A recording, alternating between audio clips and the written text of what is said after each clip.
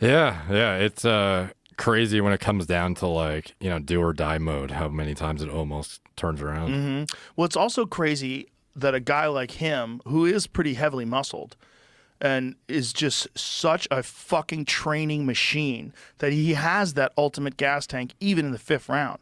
Just explode. And like in the fifth round, he was going hard, which is why I always thought he was a super dangerous fight for Conor. Yeah, he almost seems like a better cardio, like Sean Shirk or something. Right. Yeah. Well, Sean Shirk was one of the first guys who really did have crazy cardio. Did he? I thought he was so... For the time. Okay. He was a fitness fanatic, like a conditioning fanatic. But like so was... There's a few guys, like Rich Franklin was like a fitness fanatic too. Like they dedicated a significant amount of their time just to strength and conditioning. So they had this like ultimate gas tank. But like with Rich Franklin, the problem was his skill level was never going to compete with Anderson Silva. Anderson Silva was just a god at the time.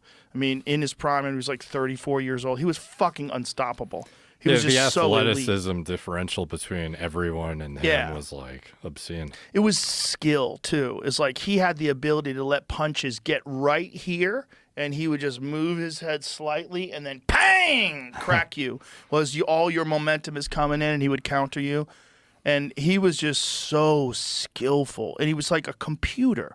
He would, the first minute of the round, first round of the fight, you would see him moving around and just like trying things on you and just sort of downloading your movements and what you're capable of. He would see you swing, like, okay, I got that. Okay, I'll do a little of this. I'll kick him a couple of times. And then by the end of the round, he's like, okay, motherfucker. And then you'd see him like the Yushin Okami fight is a great example of that. By the end of the first round, he head kicks Okami and drops him. He just starts tuning him up.